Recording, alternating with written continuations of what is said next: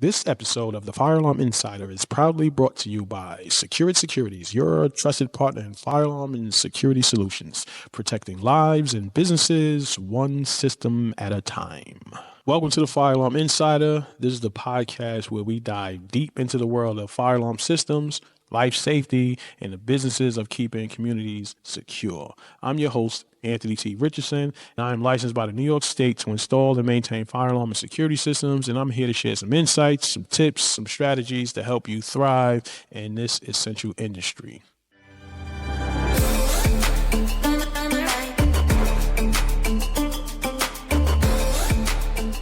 In today's episode, we'll be talking about why it is important to build a personal brand for your service-based business. If you're struggling to build an elite profile, if you're suffering from imposter syndrome, or you don't know how to run an effective ad campaign, this episode will answer some of the most frequently asked questions you have and break through the barriers of you becoming a brand architect. So stay tuned for some expert advice, some real-world examples, plus some actionable takeaways. So let's jump straight into the first topic. How do you develop a polished and professional social media profile?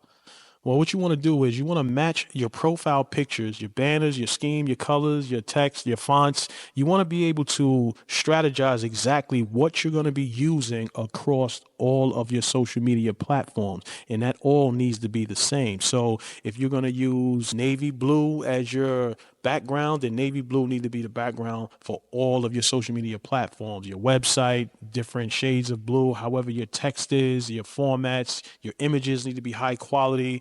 You need to have a good, high quality profile picture. When you take this picture, you want to show a little bit of teeth. You want to show a little bit of those white eyes. You want to show a good, happy face, a good, clean, happy face. And it doesn't matter what you look like, because we all have our insecurities, we all have our flaws, and we all have our beautiful things that we like about ourselves. But what we don't understand is people like people. So have a nice smile and show the whites of your teeth and whites of your eyes.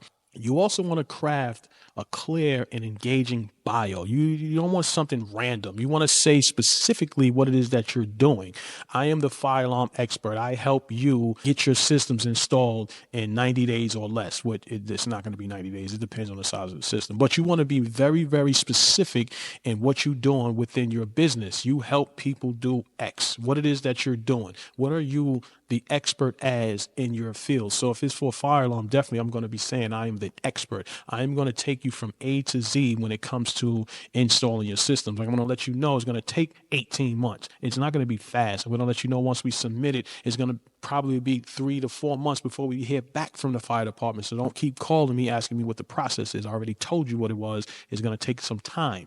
And then there's no way to speed anything up unless you're trying to pay more money. So you have to understand what your market is in order for you to come up with a clear, concise message. And the last thing after that, you want to include relevant links. You want to be able to send them back either to your landing page, a lead magnet, your website, your sign-up page, your sign-up form, or link tree. You want to be able to send them somewhere that they could move on to the next step, especially if you're sending them off site. You want to send them and give them a lead magnet. You want to give them something. You give them something for free, maybe a downloadable cheat sheet, maybe a free camera, maybe a free assessment, maybe an ebook, whatever it is. You want to give them something for free as your lead magnet to pull them in closer into your business. So the hardest thing for me was to start sharing what I knew to the world.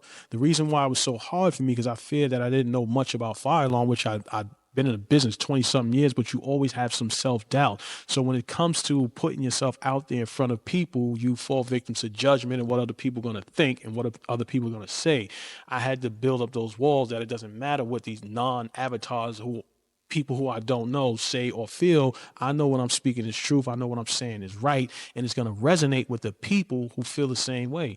And good or bad, is going to boost you up. So it doesn't really matter what you say. The skin is thick. So you can say what you want. I'm where I'm at because I know what I know. And I'm trying to transfer that information over to you.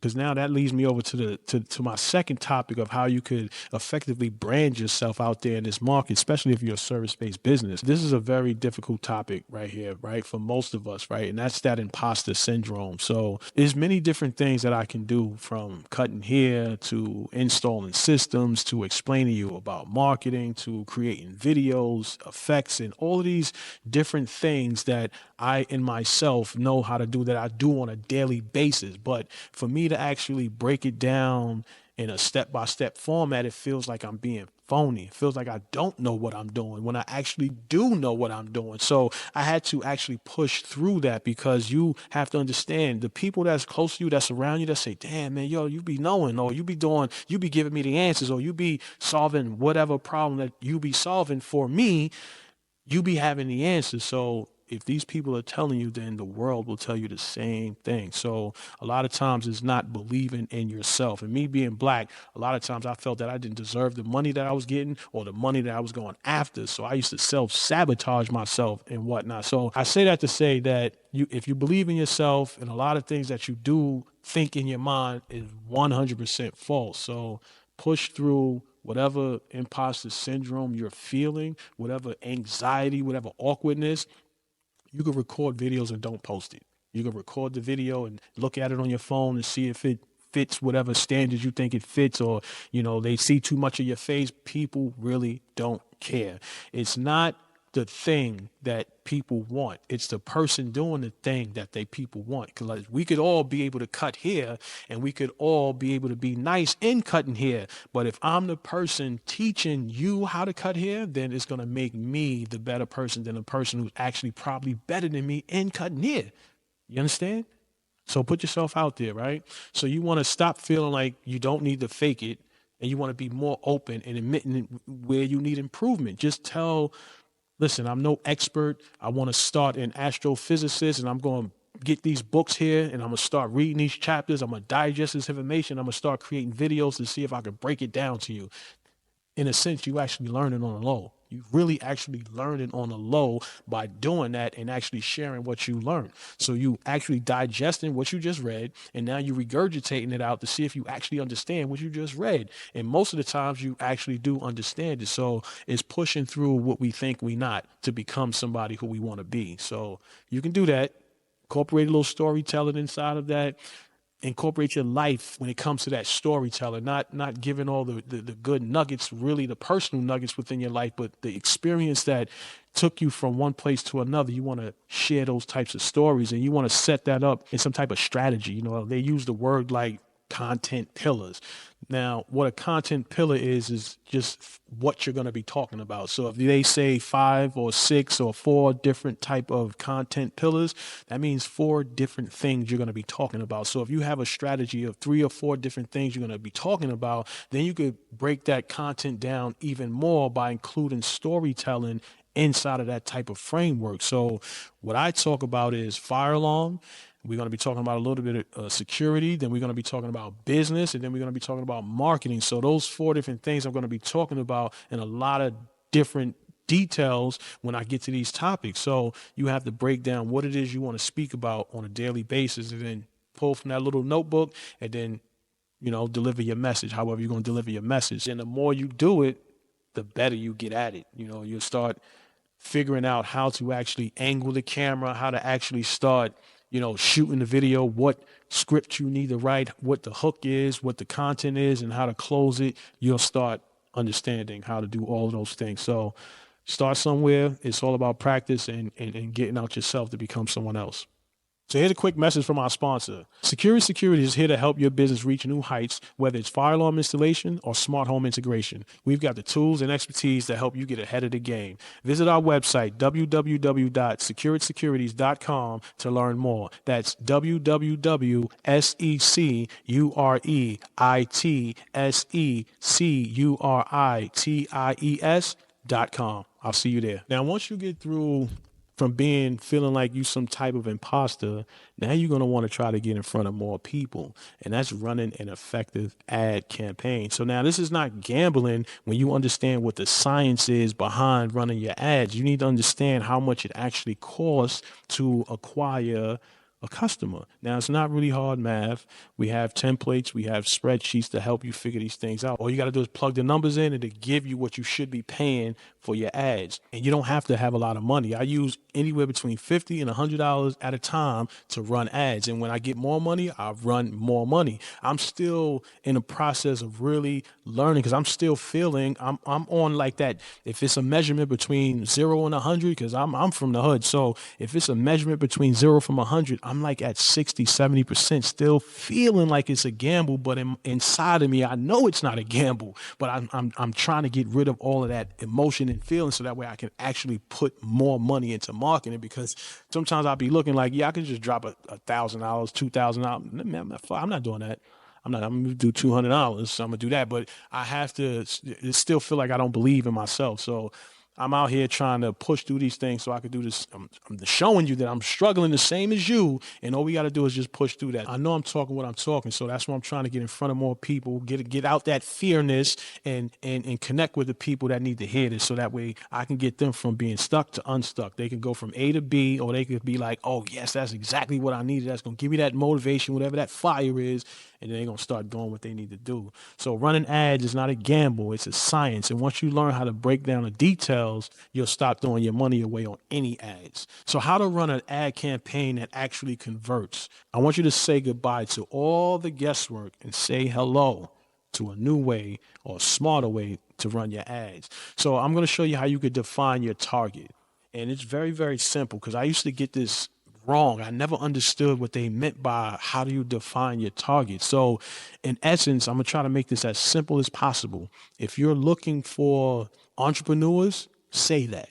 If you're looking for people who's trying to lose weight, say that. If you're looking for people who has low credit score, say that. That's how you find your target market. So if I'm selling weight loss products and I'm looking for people who's looking to, lose a little belly fat or lose a little weight, I'm going to say, hey, if you're looking to lose a little weight, or if you're looking to shave off 10 pounds in the next 30 days, like, you want to call that out. That's how you find your target market. So whatever business that you're in, you want to call out your avatar. You want to call out the people. So when they hear that, they be like, hey, oh shit, that's me. He's talking to me.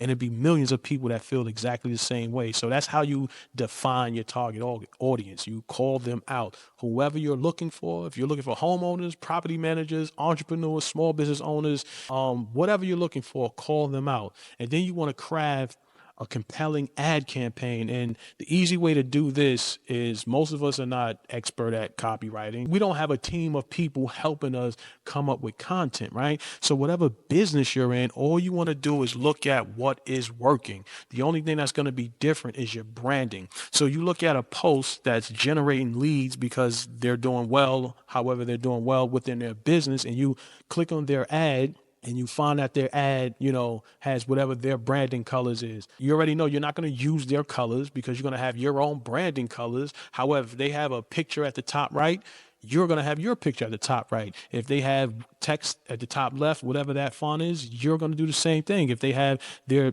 price on the bottom right, then you're going to do the same thing. And then you're going to mimic the same style and feel and treat it as a theme. That's what you're going to do. You're going to treat it as a theme and then put your information on it. You're not copying. You're taking inspiration from something that's working and applying it to your business. So you're not reinventing the wheel. You're already just taking something that's working, applying you, and then shooting it back out there to see if it works for you. That's how you're able to, do a little bit market research on the people or your competitors that are out there. And once you do that, you want to just start setting goals for yourself. Once you find out these ads are working, now you want to figure out, before you even want to do that, you really want to set a budget. But you want to figure out how many people you want to reach per month, how many people you want to close per month. So if you want to reach 100,000 people and close 100 people, how much is that going to cost you? So you have to figure these things out in order for you to determine your budget.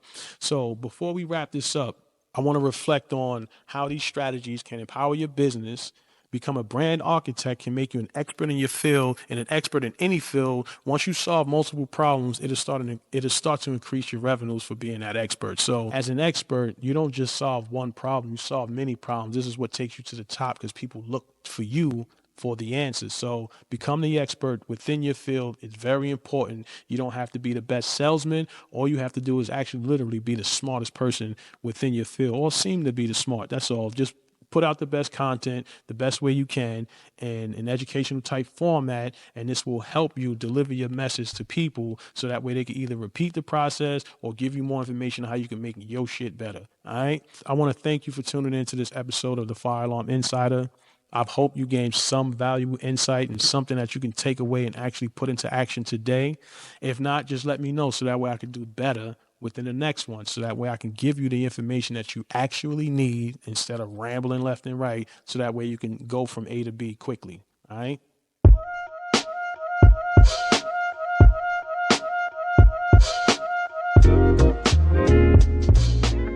Also, don't forget to subscribe to the Fire Alarm Insider on your favorite podcast platform and follow us for updates and bonus content. For Fire Alarm Solutions, visit our sponsor at Secure Securities. That's Secure It Securities, www.secureitsecurities.com. Appreciate you. Catch you in the next episode. Peace.